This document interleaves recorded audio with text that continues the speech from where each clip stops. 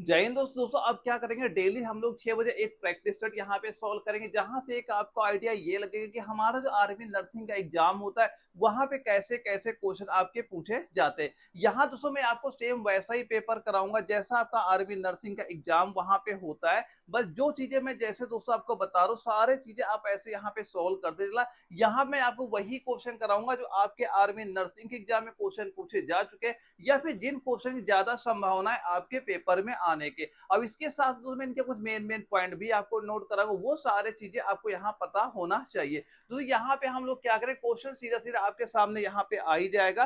Question सीधा आप पढ़ लीजिएगा। हम लोग क्या करेंगे, क्वेश्चन देखेंगे, सीधा मैं इनके आंसर आपको यहाँ पे नोट कराऊं कि इसका आंसर यहाँ पे क्या हो सकता है और इसके कौन कौन से मेन पॉइंट आपके यहाँ पे हो जाते हैं। दोस्तों ये टारगेट बना के हम लोग चलते हैं कि अगर कोई बच्चा यहाँ 35 क्वेश्चन तक सही कर पा रहा है, उसकी तैयारी बहुत सही चले, उसका सिलेक्शन बिल्कुल वहां पे हो जाएगा अगर प्रेजेंट टाइम पे उसके 35 क्वेश्चन यहाँ पे सही हो रहे हैं। लेकिन आपको जो मेन टारगेट आपको बना के चलना है, कम से कम 40 क्वेश्चन आपको वहां पे सॉल्व करने हैं। जैसे दोस्तों पहला क्वेश्चन ये पूछा जा रहा है, निम्न में से किस क्षेत्र में आपका नोबेल पुरस्कार नहीं दिया जाता है। दोस्तों नोबेल पुरस्कार से और कई सारे क्वेश्चन भी हमारे पेपर में पूछे जाते हैं। अगर यहाँ पे ये बात की जाए कि नोबेल पुरस्कार किस क्षेत्र में आपका नहीं दिया जाता है, केवल दोस्तों आप राइट आंसर क्या बताओगे, संगीत के क्षेत्र में आपका नहीं दिया जाएगा। आप काउंट करते चलना कि आपका स्कोर यहाँ पे कितना आपका पहुंच रहा है। जैसा कि मैंने बता ही दिया है कि जो बच्चा 35 क्वेश्चन तक प्रेजेंट टाइम पे सही कर पा रहा, तैयारी सही चले, उसका बिल्कुल सिलेक्शन यहाँ पे हो जाएगा। दोस्तों यहाँ पे अगर ये बात की जाए नोबेल पुरस्कार कितने क्षेत्रों में आपका दिया जाता है, तो टोटल ये आपके 6 क्षेत्रों में दिया जाता है। कौन कौन से हो जाएगा, एक आपका क्या हो जाएगा, एक आपका भौतिकी हो जाएगा, फिर रसायन हो जाएगा, फिर चिकित्सा हो जाएगा, फिर साहित्य हो जाएगा, फिर एक आपका क्या शांति होता है, और छठा क्या हो जाए अर्थशास्त्र के लिए आपका दिया जाता है।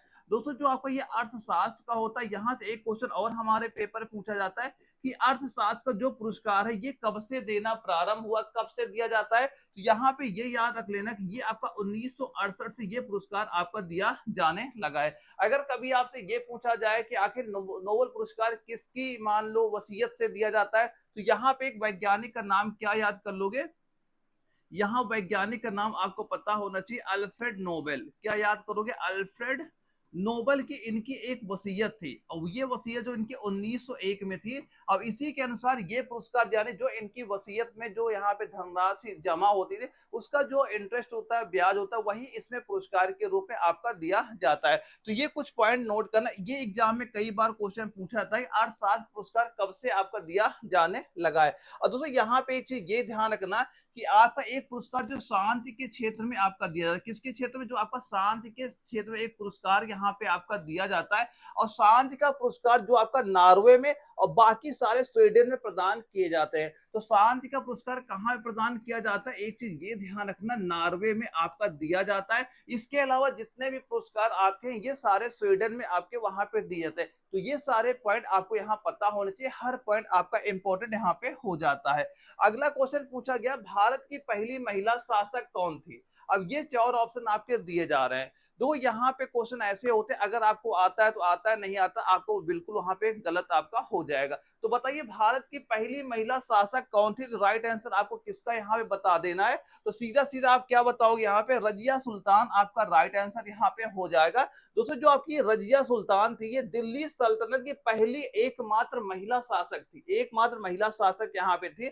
और इनकी बात की जाए, इन्होंने 1236 से लेके 1240 तक इन्होंने शासन वहां पे किया था।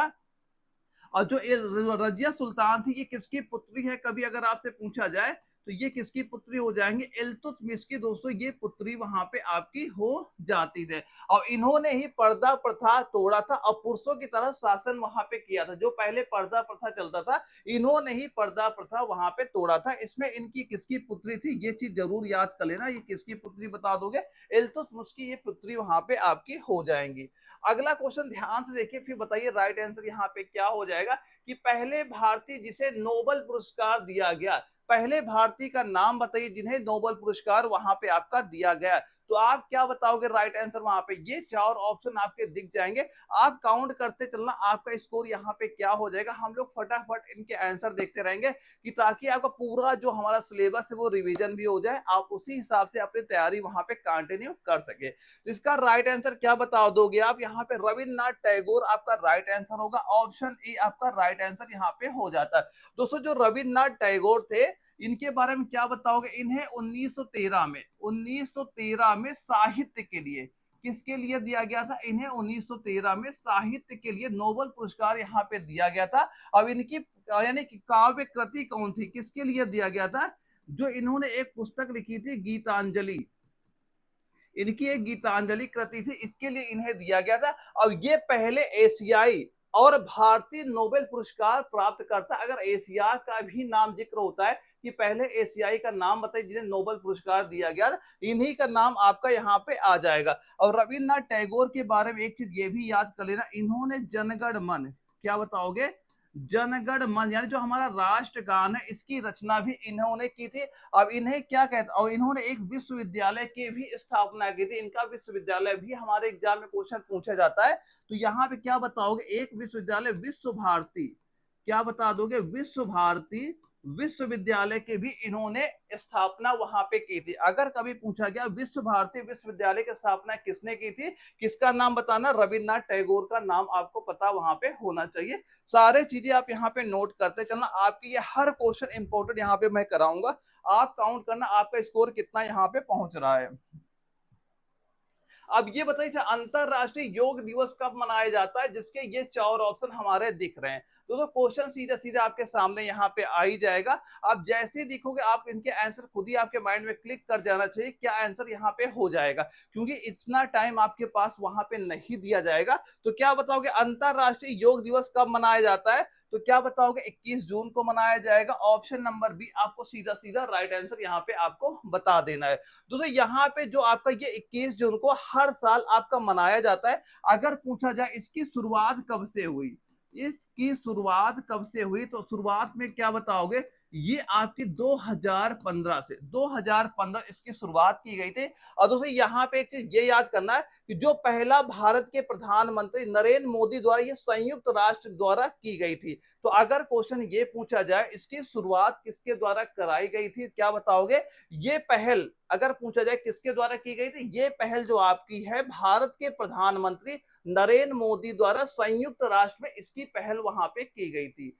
ये इसका इंपॉर्टेंट नोट कर लेना, ये भी आपका इंपॉर्टेंट हो जाता है। कब से शुरुआत की गई? 2015, आप यहाँ पे नोट कर लीजिएगा।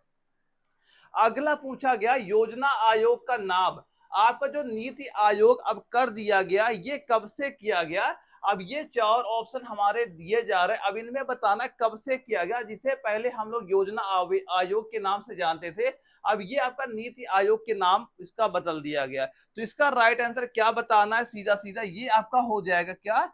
1 जनवरी 2015। ऑप्शन नंबर सी आपका राइट आंसर यहाँ पे हो जाता है।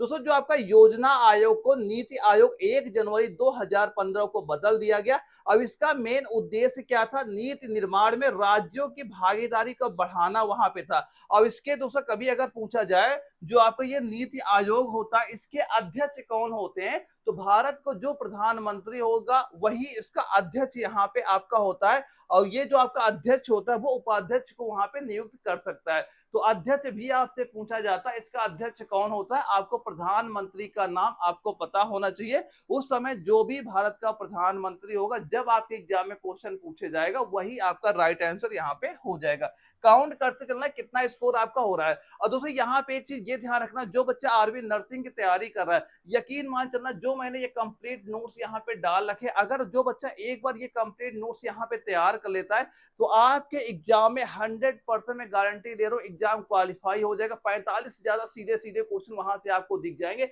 जहां पे सीधा आपको एप्लीकेशन डाउनलोड कर लेना एने वाला, जहां पे ये कंप्लीट नोट्स आपको इसी फोल्डर के अंदर आपको मिल जाएंगे। एक बार ये फोल्डर विजिट करना, और इस फोल्डर में आपके नोट्स के साथ साथ 50 प्रैक्टिस सेट भी दोस्तों यहाँ पे आपको देखने मिल जाएंगे। और वो केवल 50 प्रैक्टिस सेट ही नहीं, आपके आर्मी नर्सिंग एग्जाम में जो पेपर पूछेंगे वो सारे वहां मैंने डाल रखे, ताकि आप उन क्वेश्चन की प्रैक्टिस कर सको जो आपके एग्जाम में बार बार वहां पे रिपीट हो रहे हैं। तो सीधा एप्लीकेशन डाउनलोड करना एने वाला, इस फोल्डर में देखिएगा सीधा लिखा रहेगा आर्मी नर्सिंग कोर्स पीडीएफ, इसे आपको यहाँ पे देख लेना, यहाँ पे सारे नोट्स मिल जाएंगे, प्रैक्टिस सेट आपको मिल जाएंगे। बस तैयारी में जो चीजें बताई जा रही वैसे तैयार करो, ये आप भरोसा रखना, आपको जब भी पेपर लगेगा इसके बाहर कोई क्वेश्चन यहाँ से नहीं जाएगा।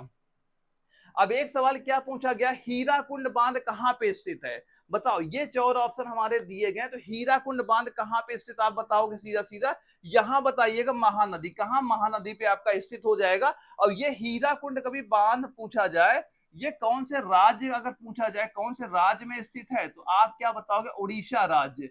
राज्य क्या बताओगे, उड़ीसा राज्य आपको यहाँ पे बता देना है। और ये कौन सी नदी पे बनाया गया, महानदी पे ये बना हुआ है। और यहाँ पे एक पॉइंट ये नोट कर लेना, ये आपका एशिया का, क्या याद कर लेना, यह आपका एशिया, क्या लिखोगे, यह आपका एशिया का सबसे लंबा, एशिया का, क्या याद करोगे, एशिया का सबसे लंबा, एशिया का सबसे लंबा मिट्टी का बांध है, सबसे लंबा मिट्टी का बांध है। एक चीज ये यहाँ पे आप याद करना, ये एग्जाम में सीधा सीधा क्वेश्चन पूछा था। अब इसकी लंबाई लगभग कितनी आपकी हो जाएगी, 25 किलोमीटर लगभग इसकी लंबाई आपके दोस्तों यहाँ पे हो जाती है। हर पॉइंट इंपॉर्टेंट है, कोई भी पॉइंट आपको स्किप यहाँ पे नहीं करना है। अगला क्वेश्चन ये पूछा गया, तो करंट अफेयर अच्छे से तैयार करके जाना, 3 क्वेश्चन करंट अफेयर का इस बार भी आपके पेपर देखने को मिलेगा, तो करंट अफेयर अच्छे से तैयार कर लेना। एक आपका स्टैटिक जीके हो गया, एक करंट अफेयर हो गया, और एक संविधान वाला जो क्वेश्चन आपके एग्जाम में आते हैं, ये 3 चीज जो पार्ट होते हैं अच्छे से तैयार करके आप जाइएगा। और ये नोट्स में सारी चीजें मैंने डिटेल्स वहां बता रखे, बस आप वो तैयार करना, जितना टाइम बच रहा है पेपर सीधे सीधे क्वेश्चन वहां पे आपको दिखेंगे। इसमें पूछा गया 2025 में स्वच्छ भारत मिशन के तहत किस शहर को सबसे स्वच्छ शहर घोषित किया गया, सूरत, इंदौर, भोपाल, मैसूर, किसका नाम आप बताओगे राइट आंसर, तो आपको क्या बताना, सीधा सीधा यहां बताओगे, सबसे क्या हो जाएगा, इंदौर आपका राइट आंसर हो जाएगा, ऑप्शन बी आपका राइट आंसर हो जाएगा। यानी जो आपका इंदौर है इसने लगातार 8वीं बार, लगातार दोस्तों ये आपका 8वीं बार सबसे स्वच्छ शहर का खिताब इसने वहां पे जीता था। यानी शहर ने 100% कचरा पृथक्करण और बायोगैस निर्माण की सुविधा भी इसने विकसित कर ली है। और स्वच्छ भारत मिशन आपका 2.0 के तहत इंदौर एक मॉडल शहर के रूप में आपका उभरा है। तो कौन शहर बताना, आपको इंदौर शहर का नाम आपको पता वहां पे होना चाहिए। अब ये बताओ, चंद्र ग्रहण होता है तो चंद्रमा और सूर्य के बीच में कौन आता है, ये सीधा सीधा बताओ। आप पृथ्वी होगा, बृहस्पति होगा, शुक्र होगा, अरुण भाई इनके नाम तो कभी आ ही नहीं सकते, क्योंकि इनसे हमें मतलब क्या है, सीधा क्या बता देना, पृथ्वी का नाम आपको पता होना चाहिए। ऑप्शन ए आपका राइट आंसर यहाँ पे हो जाता है। और दोस्तों यहाँ पे कभी अगर पूछा जाए ये कब केवल होता है, ये क्या बताओ, ये केवल आपका पूर्णिमा के दिन, कब होता है, ये केवल दोस्तों आपका पूर्णिमा के दिन होता है। और दोस्तों जो चंद्र ग्रहण होता है इसे आपकी खुली आंखों से कभी भी आपको नहीं देखना चाहिए। ये क्वेश्चन जरूर याद कर लेना कि अगर कभी पूछा गया जब आपका ये चंद्र ग्रहण होता है ये कब होगा, हमेशा पूर्णिमा के दिन ही आपका चंद्र ग्रहण वहां पे आपका होता है। अब अगले सवाल में क्या पूछा जा रहा है, हाल ही में भारत ने किस देश के साथ सौर ऊर्जा सहयोग समझौते पर हस्ताक्षर किए, करंट अफेयर का क्वेश्चन, तभी मैं प्रैक्टिस सेट में आपके करंट अफेयर क्वेश्चन यहाँ पे इंक्लूड कर रहा हूँ, ताकि आप उन क्वेश्चन की प्रैक्टिस वहां पे कर सको। आपके एग्जाम में 3 क्वेश्चन जरूर करंट अफेयर का आपको वहां पे देखने को मिल जाएगा। इसका सीधा सीधा राइट आंसर आप क्या बताओगे, U A, option number A आपका राइट, ऑप्शन नंबर बी आपका इसका बिल्कुल राइट आंसर यहाँ पे हो जाएगा। क्योंकि दोस्तों ये समझौता आपका दोनों देशों के बीच आपका नवीकरणीय ऊर्जा क्षेत्र में सहयोग बढ़ाने के लिए किया गया। और भारत का लक्ष्य जो आपका है 2023 तक, भारत का लक्ष्य 2030 तक आपका 500 गीगावाट आपका हरित ऊर्जा उत्पादन करने का है आपका। तो इसका सीधा राइट आंसर आपको ऑप्शन नंबर बी आपको राइट आंसर यहाँ पे बता देना है। अगला सवाल आता है, सूर्य के सबसे नजदीक ग्रह का नाम बताओ। सबसे सूर्य के सबसे नजदीक क्या पूछा जा रहा है, ग्रह। भाई यहाँ पे उपग्रह का नाम नहीं दिया, ग्रह का नाम आपसे पूछा जा रहा है। तो सूर्य के सबसे नजदीक ग्रह कौन सा आप बताओगे यहाँ पे, ये आपका हो जाएगा बुध ही तो सबसे नजदीक ग्रह आपका यहाँ पे हो जाएगा। और बुध जो होता है ये सूर्य के सबसे पास तो स्थित ही है, और ये सबसे छोटा, क्या बताओगे, ये सबसे दोस्तों आपका छोटा ग्रह भी आपका यहाँ पे हो जाता है। और दिन और रात का तापमान इसमें बहुत ज्यादा डिफरेंट होता है, यानी रात में इतना टेम्परेचर आपका डाउन हो जाता है और दिन में इतना टेम्परेचर यहाँ पे बहुत ज्यादा हाई होता है, यानी दोनों टेम्परेचर बहुत ज्यादा डिफरेंट वहां पे देखने को मिलता है। और दोस्तों एक चीज ये भी याद करना, अगर कभी क्वेश्चन पूछा गया कि बुध का उपग्रह का नाम बताओ, तो भाई जो बुध ग्रह होता है इसका कोई उपग्रह आपका नहीं होता, ये चीज भी आपको पता होना चाहिए। इसका कोई आपका प्राकृतिक उपग्रह कोई भी आपका यहाँ पे नहीं होता है। जैसे पृथ्वी का उपग्रह क्या है, चंद्रमा, और इसी तरह से आपका बुध का कोई उपग्रह वहां पे नहीं होता है। अब इसके बाद उसमें हमारे मैथ के क्वेश्चन आपके स्टार्ट हो जाते, 5 क्वेश्चन आपका मैथ का पूछा था, और मैथ बिल्कुल आपके नॉर्मल वहां पेपर पूछी जाती। अगर कैलकुलेशन आपको आती है तो बड़ी आसानी 5 क्वेश्चन आप बना सकते हैं। एक बार ये क्वेश्चन ध्यान से देखिए, फिर हम लोग इसके राइट आंसर यहाँ पे देखते हैं क्या आपका हो जाएगा। दोस्तों ये आपका साधारण ब्याज का क्वेश्चन है। तो जो आपका सिंपल इंटरेस्ट का सूत्र क्या आपका होता है, सीधा सीधा बताइएगा, मूलधन होता है गुणे दर होता है गुणे समय होता है बटे 100 होता है। ये क्या होता है, सिंपल इंटरेस्ट का आपका सूत्र यहाँ पे होता है। अब इसमें क्या क्या दिया, पूछा क्या जा रहा है हमसे, ये बताओ कितने वर्ष, समय हमसे पूछा, ये टी का मान आपसे पूछा जा गया है। देखो यहाँ मूलधन क्या दिया गया, 900 रुपए, तो जहां मूलधन लिखा है वहां पे आपने लिख दिया 900 रुपए बराबर। अब या नहीं, ये आपका देखो यहाँ पे क्या लिखा, आप पहले लिखो सिंपल इंटरेस्ट यहाँ पे लिखा है, तो साधारण ब्याज क्या यहाँ पे आपका 810, यहाँ पे आपने लिख दिया 810 बराबर मूलधन 900 है, गुणे आपका क्या क्या दिया गया, दर आपकी 5% है यहाँ पे 5%, और यहाँ पे 10 समय हमसे निकालना है, और बटे 100 आप यहाँ पे करोगे, 2 0 सीधा सीधा आप यहाँ पे काट दीजिएगा, और 5 से इसे काटो, 5 1 के 5 हुआ, यहाँ पे 3 हुआ, 5 1 का 30, 5 और 5 दूना 10, सीधा सीधा आपका हो जाएगा।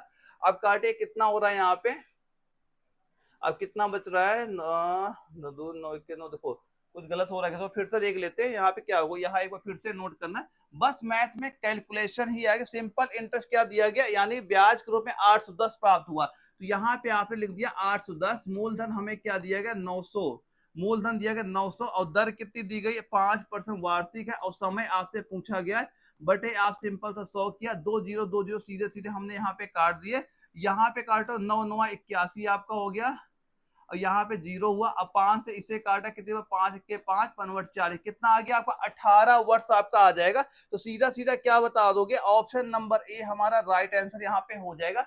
बस कैलकुलेशन अगर आपको पता है, बड़ी आसानी से सभी के आंसर वहां बना पाओ, यही सारे सवाल आपको वहां पे देखने को ऐसे यहाँ पे मिल जाएंगे।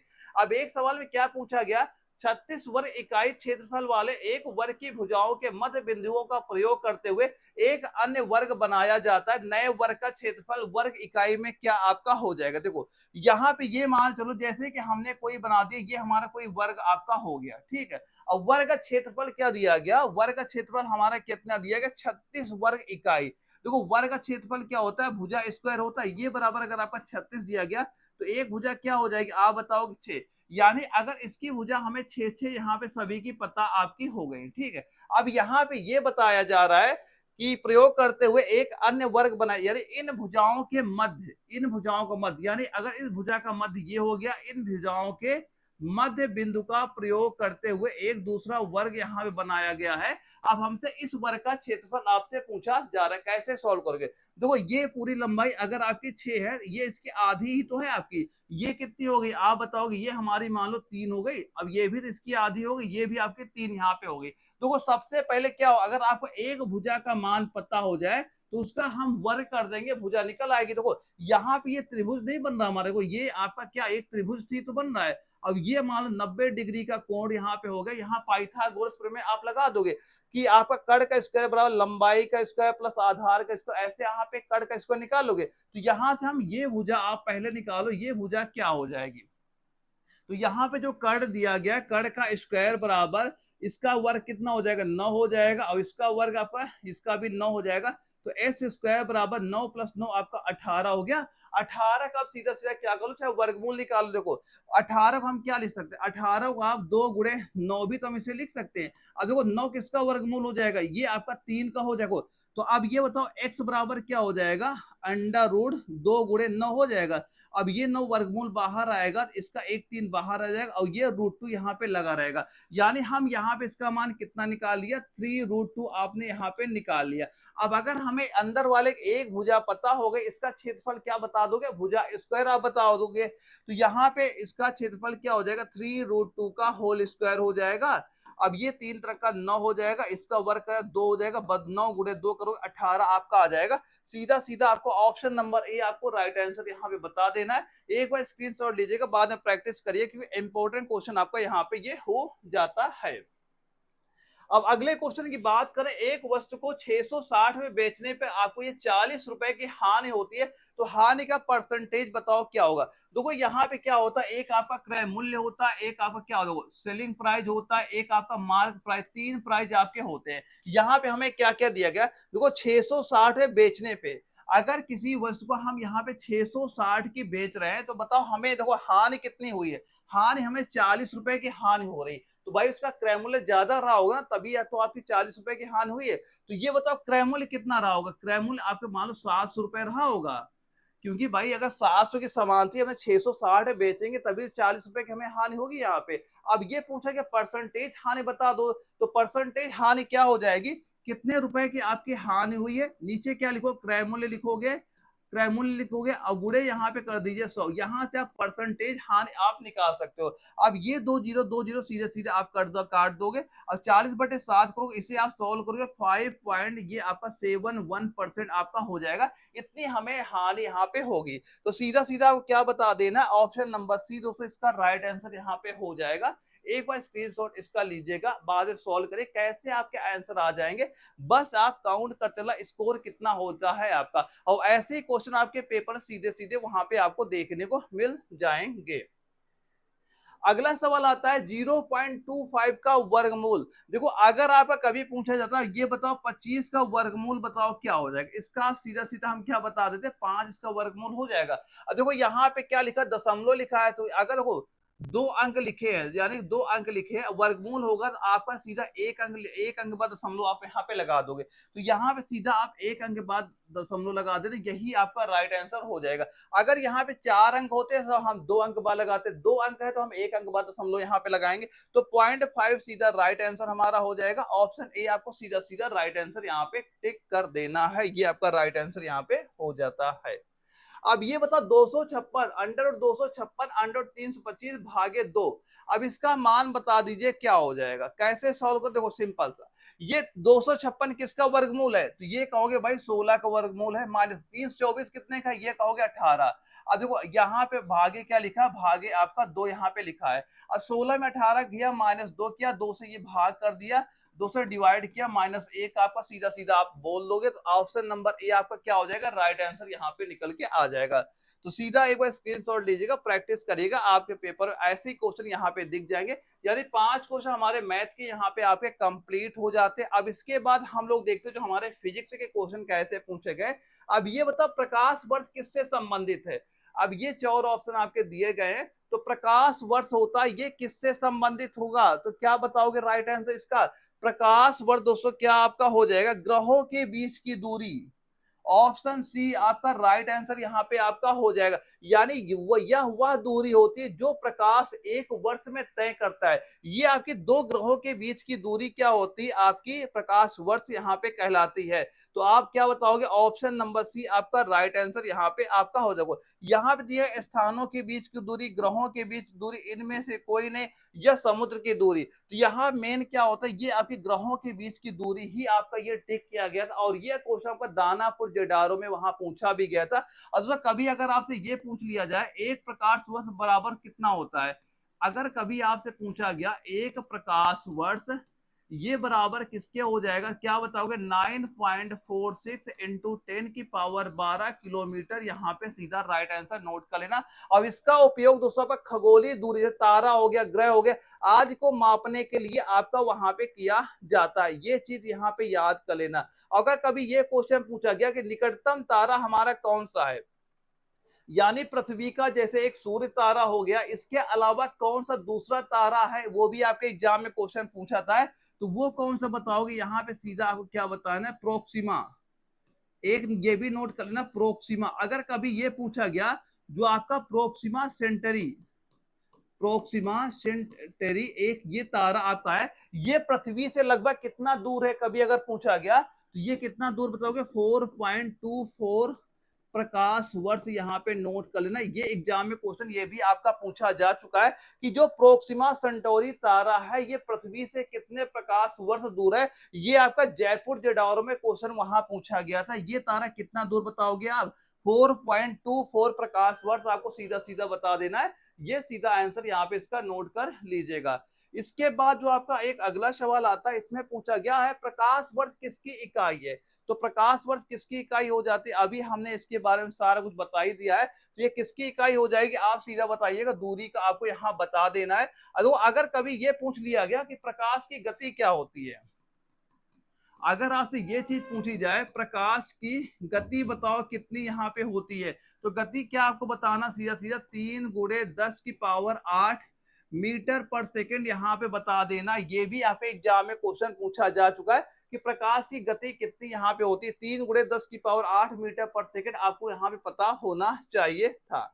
अब चलिए अगला सवाल हम लोग देखते हैं। इसमें पूछा गया त्वरण ज्ञात करने का सही सूत्र बताओ क्या है, जहां से हम लोग त्वरण ज्ञात कर सकते हैं। ये 4 ऑप्शन आपके दिए जा रहे हैं, तो सही सूत्र बताइए क्या यहाँ पे हो जाएगा। यानी क्या दिया गया, v - u/t। देखो यहां से हम यहीं से ही त्वरण ज्ञात कर सकते हैं। ऑप्शन नंबर ए ही आपका राइट आंसर यहाँ पे आपका हो जाएगा। देखो यहाँ पे जो आपका v दिया गया, v क्या होता है आपका अंतिम वेग होता है, और u क्या होता है आपका प्रारंभिक वेग होता है, और t क्या होता है आपका समय यहाँ पे होता है। और कभी अगर आपसे ये पूछ लिया गया जो आपका इसका त्वरण का एसआई मात्रक बताओ क्या हो जाएगा, तो क्या बताओगे, मीटर पर सेकंड स्क्वायर। त्वरण का एसआई मात्रक पूछा गया, मीटर पर सेकंड स्क्वायर आपको पता होना चाहिए। मीटर पर सेकंड स्क्वायर भी आपको यहाँ बता देना है। और दोस्तों यहाँ पे एक ये चीज हमेशा याद करना कि आपके एग्जाम में जो मात्रक होते हैं, ये एग्जाम में क्वेश्चन पूछे जाते हैं, सभी के मात्रक जरूर याद करके जाना।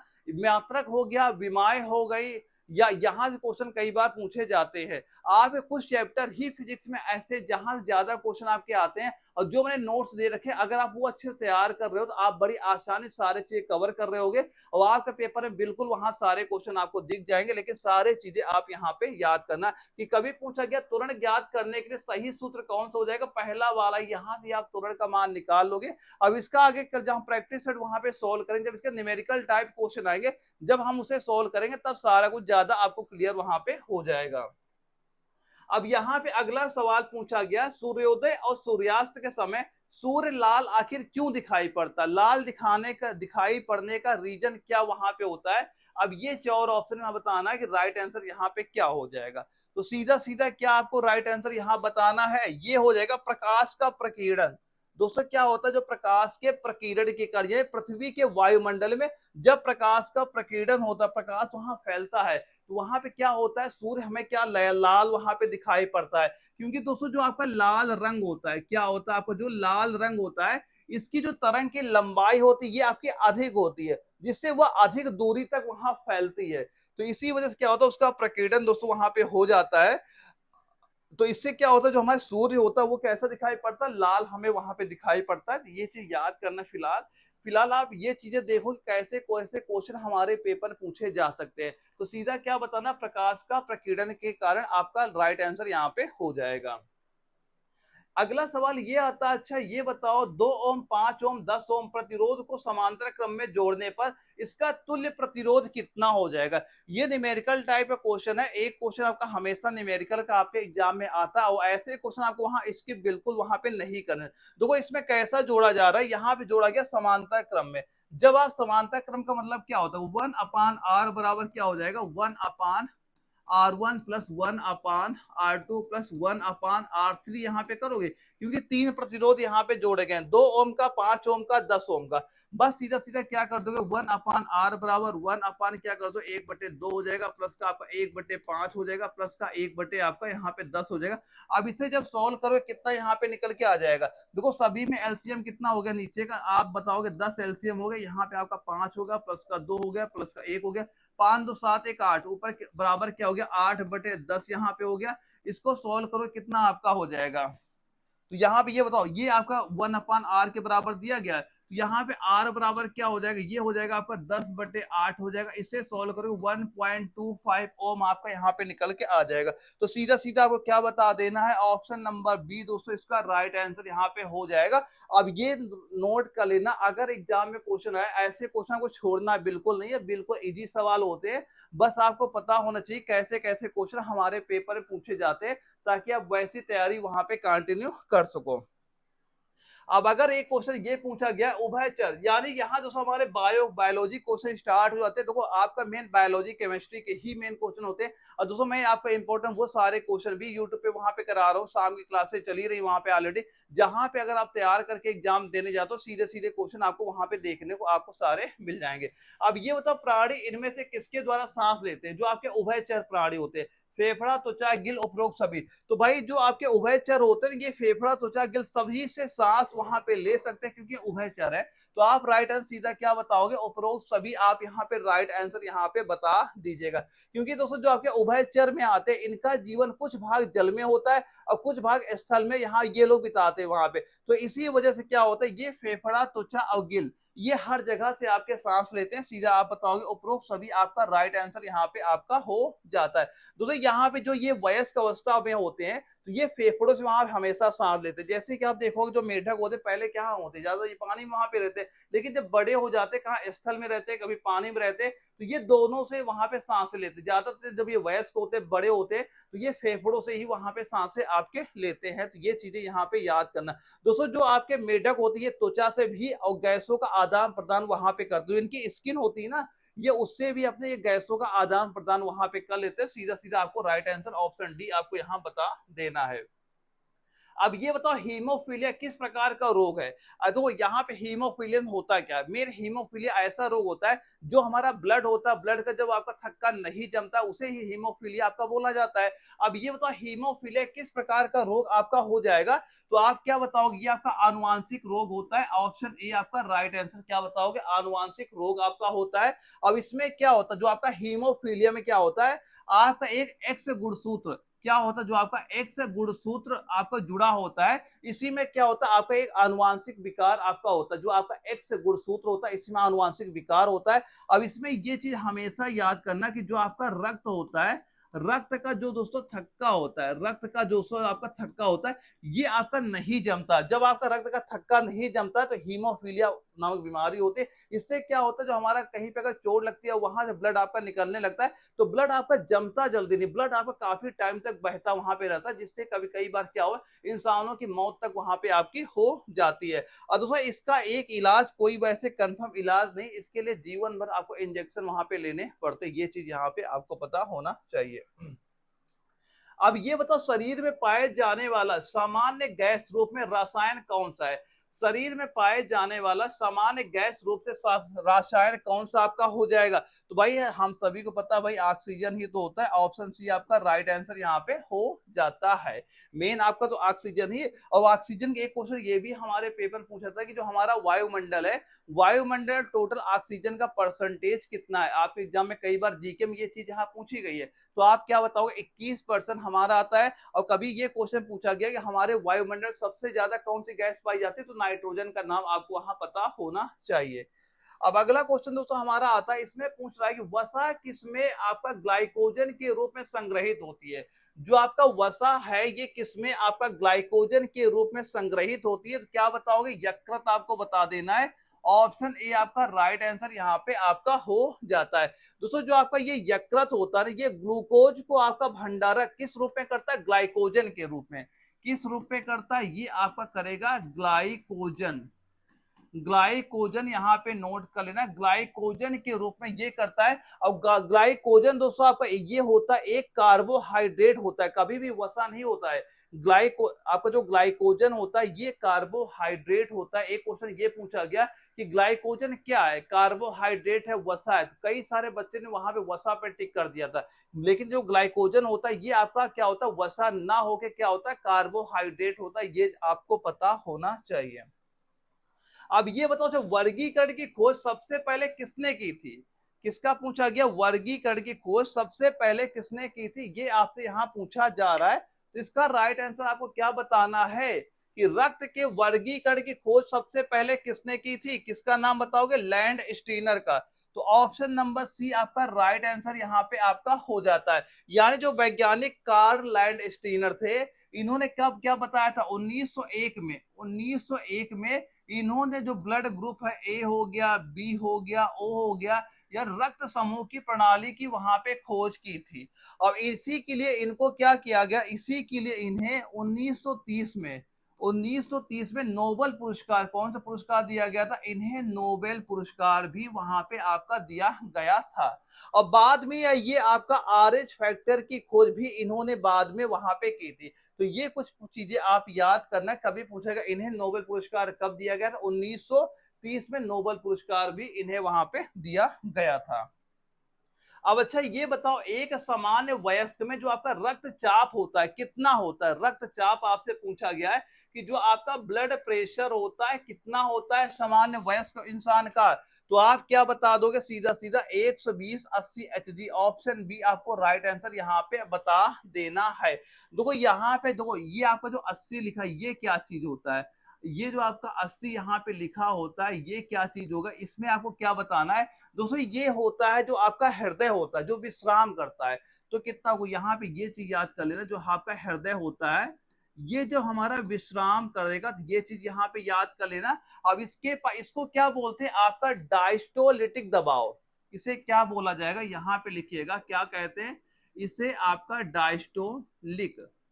डायस्टोलिक दाब इसे आपका कहा जाता है। और इसे आपका उच्च रक्तचाप को हाइपरटेंशन और कम हाइपरटेंशन कहा जाता है। यहाँ पे ये चीज याद कर लेना कि कई बार ये क्वेश्चन पूछा गया कि जो हमारा हृदय विश्राम करता है तो वहां पे कितना दाब आपका होता है, ये आपको पता होना चाहिए। अदो यहाँ पे दो चीज और यहाँ पे याद करना कि जो आपका उच्च, क्या याद करोगे, एक लिखना उच्च रक्तचाप लिख लेना, आपको जो उच्च रक्तचाप इसे क्या कहा जाता है, तो इसे क्या कहोगे आप, यहां बोलिएगा हाइपरटेंशन, क्या बोलो बताओगे यहाँ पे, हाइपर हाई, यहाँ पे नोट कर लीजिएगा इसे क्या कहा जाएगा, हाइपरटेंशन, क्योंकि ये एग्जाम में क्वेश्चन पूछा भी गया है। इसे क्या कहा जाएगा, हाइपरटेंशन। और जहां पे क्या लिखो हाइपरटेंशन, और कम को क्या कहते हैं, हाइपोटेंशन। ये आपका उच्च हो गया। अगर कहीं पूछा गया कम कम आपका रक्तचाप या निम्न रक्तचाप, इसको क्या कम वाले को क्या आप बोलोगे यहाँ पे, वहां पे लिखिएगा क्या, हाइपोटेंशन, क्या लिखिएगा, हाइपोटेंशन यहाँ पे लिखिएगा। इसको बोलते हैं हाइपरटेंशन, इसे कहा जाएगा हाइपोटेंशन, जहां पे कम प्रेशर होता है, हाइपो ज्यादा हो गया हाइपरटेंशन। ये देखो इसमें कंफ्यूज ना होना, ये दोनों चीजें ही आपके पेपर वहां पूछी जा चुकी हैं। अगला क्वेश्चन आता है, बताओ शरीर से हृदय को रक्त ले जाने वाली नस को क्या कहा जाता है, यानी शरीर से हृदय,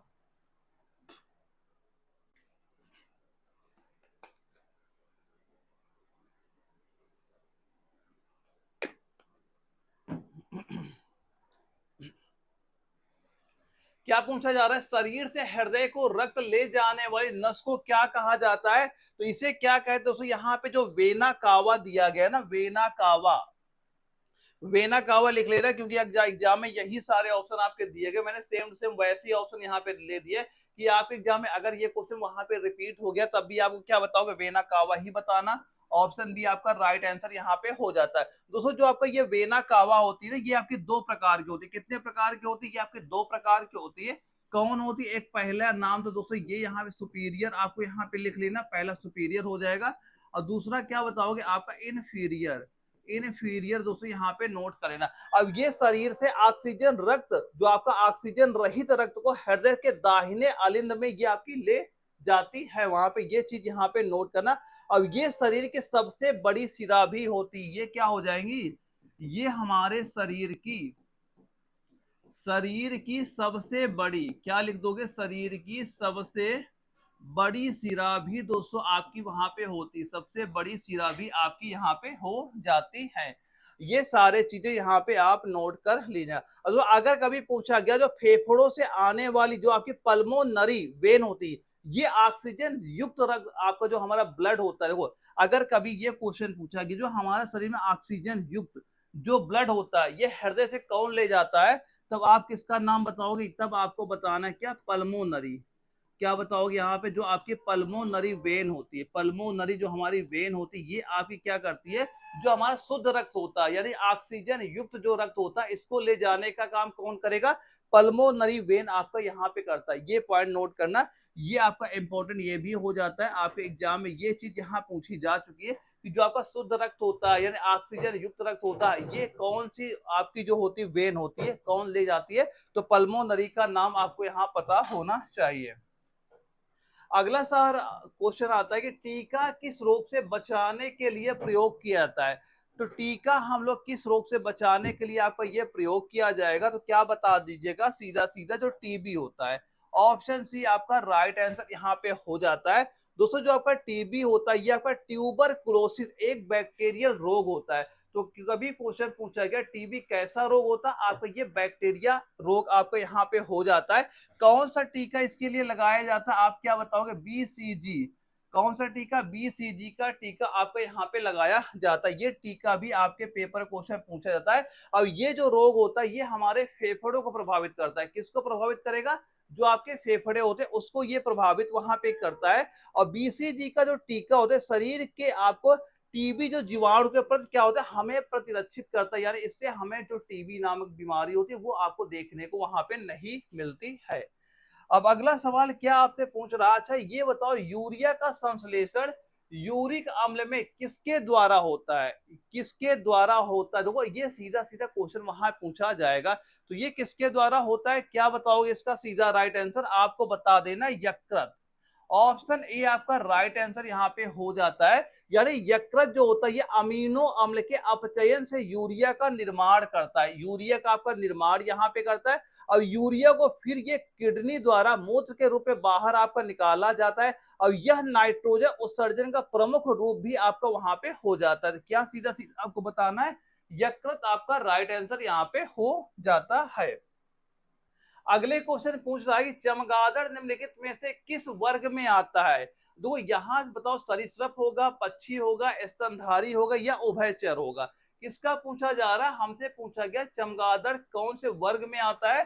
तो क्या बताओगे कौन से वर्ग में आएगा? ये आपको बताना स्तनधारी। ऑप्शन सी आपको राइट आंसर यहाँ बता देना। दोस्तों जो आपको ये चमगादड़ होता है ना, एक क्वेश्चन यहाँ पे ये भी आपका पूछा जाता है, नोट कर लेना कि ये आपका एकमात्र, क्या लिख लोगे यहाँ पे? एकमात्र, एकमात्र उड़ने वाला, एकमात्र आपका उड़ने वाला स्तनधारी आपका होता है। स्तनधारी आपका ये यहाँ पे आपका हो जाता है। और दूसरा ये अपने बच्चों को दूध भी पिलाता है। जो चमगादड़ होता है इसके जो बच्चे होते हैं ये उनका दूध भी आपका ये पिलाता है। और चमगादड़ के पंख जो होते हैं इसके सामने के अंगों से आपके बने वहां पे होते हैं और इनकी प्रतिध्वनि पहचानने की क्षमता क्या होती है? बहुत ज्यादा अद्भुत वहां पे आपकी होती है। तो सीधा राइट आंसर क्या बता देना? स्तनधारी आपका ऑप्शन सी राइट आंसर यहाँ पे हो जाता है। अच्छा ये बताओ, कोशिका द्रव विभाजन को क्या कहते हैं? जो आपका कोशिका द्रव विभाजन को आपका क्या कहा जाएगा? ये चार ऑप्शन हमारे दिए जा रहे हैं। तो बताइए इसका राइट आंसर आप कितना यहाँ पे बताओगे? तो क्या बताना राइट आंसर इसका? सीधा सीधा ये दोस्तों हो जाएगा आपका साइटोकाइनोसिस। साइटोकाइनेसिस हो जाएगा। ऑप्शन नंबर ए आपका राइट आंसर यहाँ पे बता देना। अब ये कोशिका विभाजन का दोस्तों कौन सा चरण होता है? ये अंतिम चरण, सबसे आखिरी चरण दोस्तों यही आपका वहां पे होता है। इसमें क्या होता है? आपको जो साइटोप्लाज्मा होता है इसका क्या होता है? विभाजन हो जाता है और यह प्रक्रिया नई कोशिकाओं के निर्माण में क्या होती है? सहायक आपकी वहां पे होती है। अब इसमें दो नई आपकी डॉटर सेल्स भी वहां बनती है, दो नए सेल का निर्माण यहाँ पे आपका हो जाता है। क्या बताओगे? आपका साइटोकाइनेसिस आपका राइट आंसर यहाँ पे हो जाएगा। अगर क्वेश्चन आपके पेपर ये रिपीट होता है कि प्रोटीन का संश्लेषण तथा हड्डियों का विकास किस हार्मोन के द्वारा होता है, तो उस हार्मोन का नाम क्या आप बताओगे वहां पे? तो उस हार्मोन का नाम क्या बता देना? जीएच। ऑप्शन ए आपका राइट आंसर यहाँ पे आपका हो जाएगा। अब ये हार्मोन कहाँ पे स्रावित होता है? तो क्या बताओगे? जो आपकी पिट्यूरी, क्या लिखोगे यहाँ पे? जो आपकी पिट्यूरी ग्रंथि होती है यहाँ से ये हार्मोन आपका स्रावित होता है और ये शरीर की लंबाई और हड्डियों के विकास में आपका सहायक वहां पे होता है। और कभी दोस्तों इस हार्मोन की जब कमी यहाँ पे हो जाती है तो कौन सा रोग हमें देखने को मिलता है, आप क्या बताओगे? बौनापन। देखा होगा कई लोग यहाँ पे काफी छोटे होते हैं, तो वहां पे क्या होता है, इसी हार्मोन की कमी वहां पे हो जाती है। और कभी अगर ये हार्मोन क्या होता है, अधिक आपका हो जाता है, अगर ये हार्मोन आपका अधिक यहाँ पे हो जाएगा, तो यहाँ पे क्या देखने मिलता है, तो वहां पे क्या लिखोगे आप, क्या दिक्कत होगी, एक्रो मेगली। ये आप नाम यहाँ पे मेगली, ये नाम यहाँ पे नोट कर लेना। ये प्रॉब्लम आपको वहां पे क्रिएट वहां पे हो जाती, कमी से भी दिक्कत है, ज्यादा से भी दिक्कत है, भाई ये कंट्रोल में आपका हार्मोन वहां पे होना चाहिए। अब ये बताओ, अच्छा आपका जो एड्रेनालिन किसे बढ़ाता है, एड्रेनालिन किसे बढ़ाता है, ये क्या बढ़ाएगा, ये दोस्तों क्या, हृदय गति, बिल्कुल, रक्तचाप, बिल्कुल, हाँ, इन दोनों को क्या हो जाएगा, उपरोक्त तो दोनों, ऑप्शन नंबर क्या बता दोगे, सी आपका राइट आंसर यहाँ पे हो जाता है। और ये कहां से स्रावित आपका होगा, तो कहां स्रावित हो जाएगा, अगर कभी पूछा गया ये कहां से स्रावित होगा, तो क्या बताओगे, ये आपका जो हमारी एड्रिनल ग्रंथि है, जो आपकी एड्रिनल ग्रंथि है, यहां से दोस्तों आपका स्रावित आपका होगा, ये चीज यहाँ पे याद करना। और शरीर को अचानक संकट की स्थिति में प्रतिक्रिया देने में काफी ज्यादा हेल्प भी यहाँ पे करता है। अब इसे क्या कहा जाता है, इसे क्या कहा जाएगा, एक ये भी नोट करना, इसे आपका इमरजेंसी क्या कहा जाता है, इसे आपका इमरजेंसी हार्मोन के नाम से भी आपका ये वहां पे जाना जाता है। क्या कहा जाएगा, इमरजेंसी हार्मोन के नाम से आपका जाना जाता है। तो ये सारे पॉइंट यहाँ पे नोट करिएगा। अगला क्वेश्चन ये पूछ रहा है कि ये बताओ प्रोटीन किस पदार्थ से मिलकर बना है, जो प्रोटीन है किस पदार्थ से मिलकर बना, क्या बताओगे, राइट आंसर सीधा सीधा ये हो जाएगा आपका अमीनो अम्ल। क्या बताओगे, अमीनो अम्ल बताना है, ऑप्शन बी आपका राइट आंसर हो जाएगा। दोस्तों जो आपका अमीनो अम्ल होता है, ये प्रोटीन के निर्माण का एक खंड ही आपका वहां पे होता है। और शरीर को दोस्तों अगर पूछा जाए कि हमारे जो शरीर होता है, एक चीज ये एग्जाम में क्वेश्चन पूछा गया कि शरीर में आपके टोटल 20 प्रकार के, शरीर में क्या बताओगे, शरीर में टोटल आपके 20 प्रकार, शरीर में टोटल आपके 20 प्रकार के अमीनो अम्ल की आवश्यकता हमें वहां पे होती। कभी अगर पूछा गया कि हमारे शरीर कितने अमीनो अम्ल की आवश्यकता होगी, 20 प्रकार के अमीनो अम्ल की आपको आवश्यकता वहां पे आपकी होती है।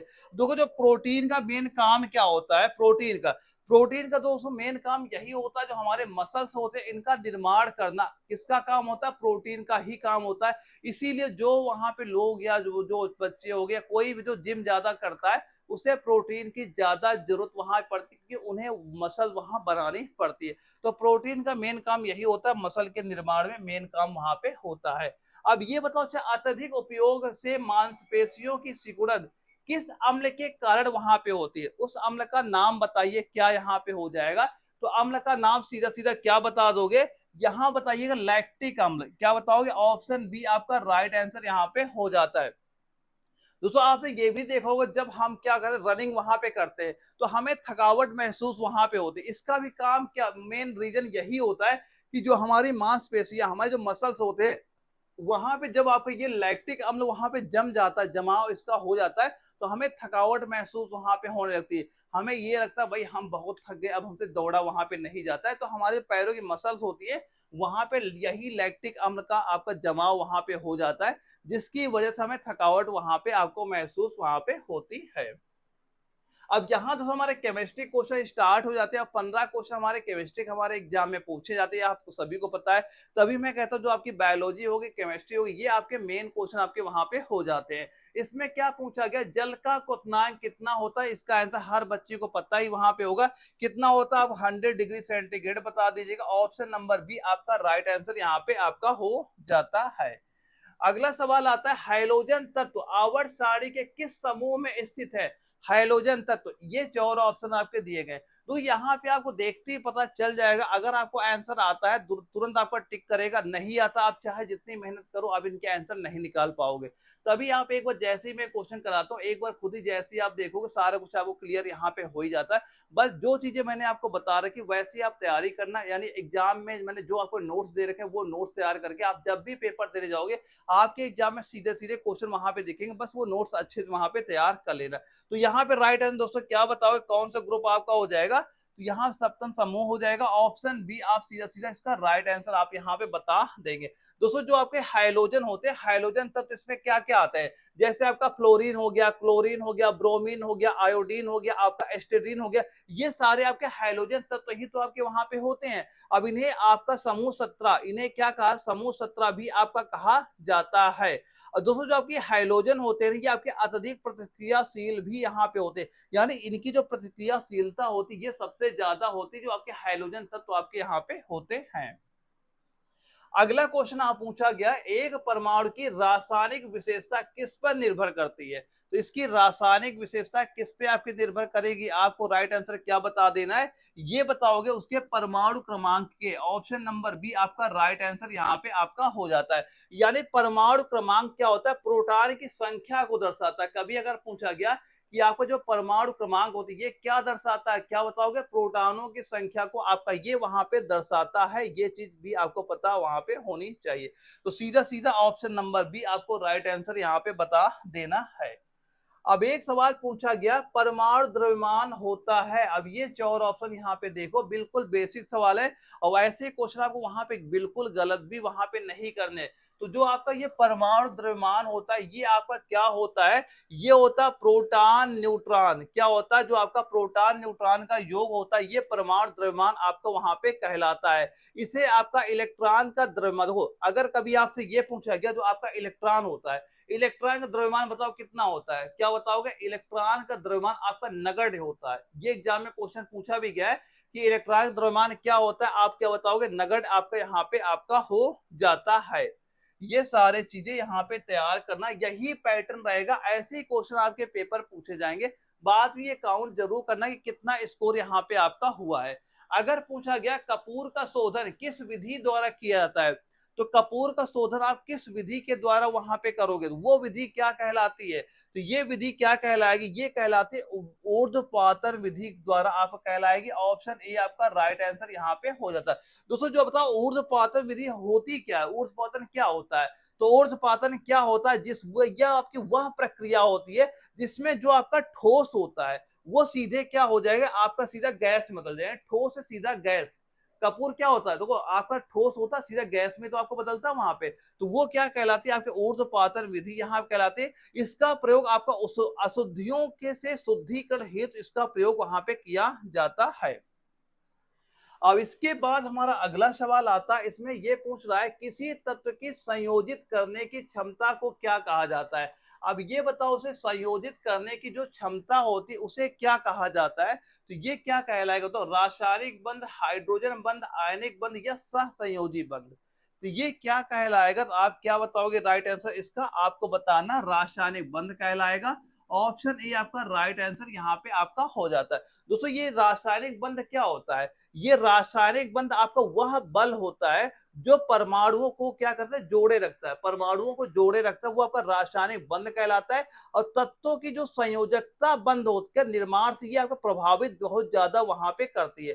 बस सीधा सीधा आपको ये याद करना है कि संयोजित करने की क्षमता क्या कहलाएगी, आप बताओगे रासायनिक बंध आपकी वहां पे कहलाती है। अब ये बताओ, अच्छा वह प्रक्रिया जिसमें ऑक्सीकरण होता है क्या कहलाती है, वह प्रक्रिया जिसमें ऑक्सीकरण होता है क्या कहलाती है, अपचयन, ऑक्सीकरण, रेडॉक्स या इनमें से कोई नहीं, तो क्या बताओगे राइट आंसर इसका, सीधा सीधा आपको बताना है ये आपकी रेडॉक्स अभिक्रिया, क्या कहलाओगे, रेडॉक्स अभिक्रिया वहां पे कहलाती है। दोस्तों ये यहाँ पे क्या होता है, एक तत्व क्या करता है, इलेक्ट्रॉन खोता है। देखो एक क्या करेगा, जो आपका इलेक्ट्रॉन है ये क्या होता होगा, खोता है। तो इलेक्ट्रॉन अगर ये खोता है इसे क्या कहा जाएगा, ऑक्सीकरण, क्या कहोगे आप, इलेक्ट्रॉन अगर इसने क्या क्या खोता है तो क्या होता है, ऑक्सीकरण, ऑक्सीकरण आपका ये वहां पे कहलाता है। और वहीं पे अगर दूसरा, अगर कोई एक इलेक्ट्रॉन पाता है, इलेक्ट्रॉन जैसे दूसरा क्या हो गया पाता, जो इलेक्ट्रॉन पाता उसे क्या कहा जाएगा, उसे आपका अपचयन है, क्या कहलाता है, वो आपका अपचयन दोस्तों यहाँ पे कहलाता है। और दोस्तों जो धातुओं के संचारण में भी ये आपका वहां पे होता है, और बैटरी में ऊर्जा उत्पादन इसी पे आपका आधारित वहां पे होता है। तो सीधा क्या बताओगे कैसी अभिक्रिया हो जाएगी, ये आपकी रेडॉक्स अभिक्रिया आपकी वहां पे हो जाती है। इसमें क्या पूछा जा रहा है हमसे, सीधा सीधा ये पूछा गया कार्बन का अपरूप अपरूप इनमें से कौन सा है, हीरा, ग्रेफाइट, ऑप्शन इनमें से कोई नहीं। ये क्वेश्चन थोड़ा आपका मिसप्रिंट हो गया यहाँ पे। देखो यहाँ पे क्या पूछा गया, कार्बन का अप्रूप कौन सा है। देखो यहाँ पे आपका हीरा भी कार्बन का अप्रूप है, ग्रेफाइट भी है। यहाँ पे एक ऑप्शन हमारा ये होना चाहिए कि ए और बी दोनों। तो यहाँ बस आप ये ध्यान रखना कि ये दोनों आपके क्या हो जाए, कार्बन के आपके अप्रूप वहां पे आपके हो जाते हैं। दोस्तों जो आपका ग्रेफाइट होता है, इसके बारे में एक चीज ये याद कर लेना कि ये आपका विद्युत क्या होता है, विद्युत का आपका चालक होता है। ये चीज भी आपके पेपर वहां पूछी जा चुकी है। और हीरा क्या होता है, हीरा सबसे कठोरतम पदार्थ आपका होता है, ये हम सभी को वहां पता ही है। इसके बाद जो आपका अगला सवाल आता है, इसमें क्या पूछा जा रहा है, कैल्शियम कार्बोनेट से कौन सा पदार्थ क्विक लाइम के रूप में पहचाना जाता है। तो बताइए क्विक लाइम होगा चूना पत्थर, बूझा चूना या प्लास्टर ऑफ पेरिस। इसका राइट आंसर आप कितना यहाँ बताओगे। तो सीधा सीधा आपको इसका राइट आंसर क्या बता देना है, यहाँ पे जो आपका क्विक लाइम यहाँ पे दिया जा रहा है, ये ऑप्शन ए आपका राइट आंसर यहाँ पे आपका हो जाता है। और ये दोस्तों क्या होता है, आपका एक क्षारीय पदार्थ। ये कैसा होता है आपका, एक बताइएगा, क्षारीय पदार्थ भी दोस्तों आपका यहाँ पे हो जाता है। अब ये पानी डालने पर बुझा चूना आपका बनाता है। जब इसमें पानी आपका डाला जाता है, बुझा चूना आपका बनाता है। और ये आपका मेन बुझा चूना के निर्माण में भी इसका यूज वहां पे किया जाता है। तो फिलहाल इसका राइट आंसर क्या बताओगे, कैल्शियम कार्बोनेट में से कौन सा पदार्थ क्विक लाइम के रूप में पहचाना जाता है। तो ये आप सीधा सीधा क्विक लाइम जो यहाँ पे लिखा है, ये सीधा आपका यही राइट आंसर यहाँ पे आपका हो जाता है। अब ये बताओ, अच्छा आइसोटोप में कितने न्यूट्रॉन होते हैं, इसमें ये बताना है कितने न्यूट्रॉन आपके यहाँ पे हो जाएंगे। तो इसमें कितने न्यूट्रॉन आपको सीधा सीधा बताना है, कितने न्यूट्रॉन आपके हो जाएंगे, क्या हो जाएंगे, 7 न्यूट्रॉन आपको बताना है। ऑप्शन ए आपका राइट आंसर यहाँ पे हो जाता है। क्योंकि दोस्तों यहाँ पे C13 लिखा है, ये जो आपका हो जाएगा C13 यहाँ पे दिया है, इसका परमाणु जो ये क्रमांक, ये क्या हो जाएगा यहाँ पे परमाणु क्रमांक दोस्तों यहाँ पे लिखेगा, ये इसका परमाणु क्रमांक यहाँ पर होता है। इसमें दोस्तों क्या हो जाएंगे आपके 6 प्रोटॉन, इसमें क्या रहते हैं आप क्या बताओगे, 6 प्रोटॉन यहाँ पे रहते हैं। तो ये बताओ इसमें न्यूट्रॉनों की संख्या आपकी क्या हो जाएगी, न्यूट्रॉन क्या हो जाएंगे, 13 - 6 = 7। इसमें आपके न्यूट्रॉन यहाँ पे हो जाते हैं। तो आइसोटोप पे प्रोटॉन समान और न्यूट्रॉन भिन्न आपके यहाँ पे होते हैं। तभी आप सीधा सीधा आपका ऑप्शन ए आपका राइट आंसर यहाँ पे आपका हो जाता है। और ये आपका एक स्थिर आइसोटोप भी आपका कहलाता है। अगला सवाल आता है कि कार्बनिक यौगिकों की शुद्धता का परीक्षण किससे किया जाता है। यानी कार्बनिक यौगिकों की जो आपका शुद्धता का परीक्षण होता है, ये आपका किससे वहां पे किया जाएगा। ये बताओ, विभिन्न तापमान पर गलनांक या विभिन्न तापमान पर क्वथनांक या दोनों, इनमें से कोई नहीं। तो अगर आपके एग्जाम में ये क्वेश्चन वहां पे रिपीट होता है, सीधा सीधा क्या बता दोगे, यानी विभिन्न तापमान पर गलनांक, ये भी हमारा सही हो जाएगा। विभिन्न तापमान पर क्वथनांक, ये भी आपका राइट आंसर हो जाएगा। तो सीधा सीधा option number C, option C आपको राइट आंसर यहाँ पे आपको बता देना है। यानी शुद्ध यौगिकों का गलनांक और क्वथनांक क्या होता है, ये आपका हमेशा निश्चित वहां पे होता है। तो इसी वजह से आप सीधा right answer option number C आपको यहाँ पे बता देना है। अगले सवाल में पूछा जा रहा है, पेंसिल में उपयुक्त होने वाला सीसा वास्तव में क्या होता है। सीसा होगा, कार्बन होगा, ग्रेफाइट होगा, इनमें से कोई नहीं। तो आप क्या बताओगे इसका सीधा सीधा राइट आंसर, ये क्या होता है, ग्रेफाइट होता है। ऑप्शन सी आपका राइट आंसर यहाँ पे हो जाता है। यानी दो आपकी पेंसिल की निब होती है, किसकी बनी होती है, ये आपकी ग्रेफाइट की यहाँ बनती है। और ग्रेफाइट दोस्तों क्या होता है, कार्बन का एक अपरूप है। ये क्या होता है, कार्बन का, अब बताइए, कार्बन का एक आपका अपरूप दोस्तों, ये आपका वहां पे होता है, जो कि विद्युत का आपका ये सुचालक होता है। और ये मुलायम और कैसा होता है, काला, आपका मुलायम और काला आपका वहां पे होता है। और पर्यावरण के लिए दोस्तों जो आपका ये शीशा होता है ना, अगर कभी क्वेश्चन पूछा जाए, ये जो आपका लेड होता है, शीशा होता है, ये पर्यावरण दोस्तों बहुत ही ज्यादा हानिकारक भी आपका यहाँ पे होता है। ये सारा चीज यहाँ पे नोट कर लीजिएगा। अब ये बताओ, जहाज के निर्माण में प्रयोग होने वाला ऐसा धातु जो जल से अप्रभावित रहता है, तो वो कौन सा आपका हो जाएगा, किसका नाम आपको बताना है यहाँ पे। ये दोस्तों हो जाएगा आपका टाइटेनियम। क्या होता है, टाइटेनियम होता है। ऑप्शन सी आपका राइट आंसर यहाँ पे हो जाता है। दोस्तों जो आपका टाइटेनियम होता है, ये टाइटेनियम जल और समुद्री जल से क्या होता है, हमेशा आपका अप्रभावित आपका वहां पे रहता है। और इसका उपयोग जहाज हो गया, हवाई जहाज, कृत्रिम हड्डियों में भी इसका यहाँ पे प्रयोग आपका होता है। किसका? टाइटेनियम का यूज वहां पे किया जाता है। अब जो एक क्वेश्चन ये भी आपका पूछा जाता है, जो आपके हवाई जहाज होते हैं, ये आपके पानी वाले जहाज होते हैं, ज्यादातर किसके आपके बनाए जाते हैं? ये आपके एल्यूमिनियम के ज्यादातर बनाए जाते हैं, क्योंकि एल्यूमिनियम क्या होती है, एक हल्की धातु आपकी होती है, और ये इसी वजह से आपका एल्यूमिनियम वहां पे यूज किया जाता है। हल्की धातु है और मजबूत आपकी धातु वहां पे हो जाती है।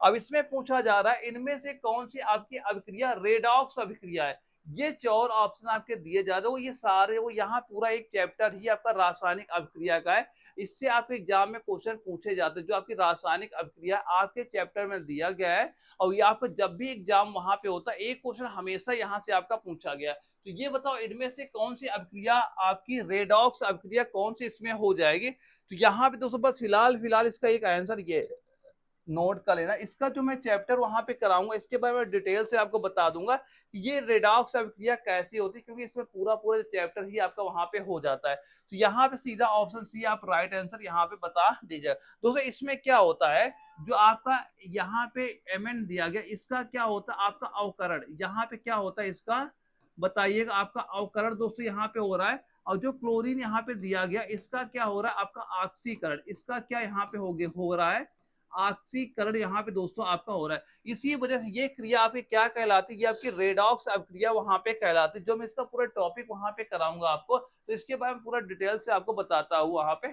चलूंगा। और दूसरा इसके बाद जो आपका अगला सवाल आता है, ये बताओ अच्छा जिरकोनियम का सही प्रतीक क्या होता है? तो जिरकोनियम का सही प्रतीक क्या हो जाएगा, आप क्या बताओगे? ये आपका जेड आर आपका यहाँ पे हो जाएगा। ऑप्शन ए आपका राइट आंसर यहाँ पे हो जाता है। अब इसका कभी अगर आपसे ये पूछ लिया गया, इसका परमाणु क्रमांक भी बता दीजिए क्या होता है, क्या पूछा जाए? इसका परमाणु क्रमांक बताइए क्या होता है? ये आपका हो जाएगा 40 यहाँ पे हो जाएगा। और ये आपका धात्विक और आपका संक्षारण रोधी आपका यहाँ पे होता है। और ये आपका न्यूक्लियर रिएक्टरों में बहुत ज्यादा इसका यूज वहां पे किया जाता है। कहाँ पे? न्यूक्लियर जो आपके रिएक्टर होते हैं वहां बहुत ज्यादा इसका यूज वहां पे आपका किया जाता है। तो दोस्तों यहाँ पे अपने 50 क्वेश्चन सारे हमारे कंप्लीट हो गए हैं। और आप कमेंट बॉक्स में ये बताइए कि आपके इन 50 क्वेश्चन में कितना आपका यहाँ पे स्कोर हो रहा है, कितने क्वेश्चन आपने यहाँ पे सही किए हैं, कमेंट बॉक्स में मुझे जरूर बताइएगा। तो ओके दोस्तों, हम लोग मिलेंगे कल एक अगली क्लास में, जहां पे हम लोग एक और प्रैक्टिस सेट सॉल्व करेंगे, जो वो सारे इंपॉर्टेंट क्वेश्चन डिस्कस करेंगे जो हमारे पेपर सारे क्वेश्चन आपके पूछे जा चुके हैं। तो ओके दोस्तों, मिलते हैं कल एक अगले प्रैक्टिस सेट में, तब तक के लिए जय हिंद।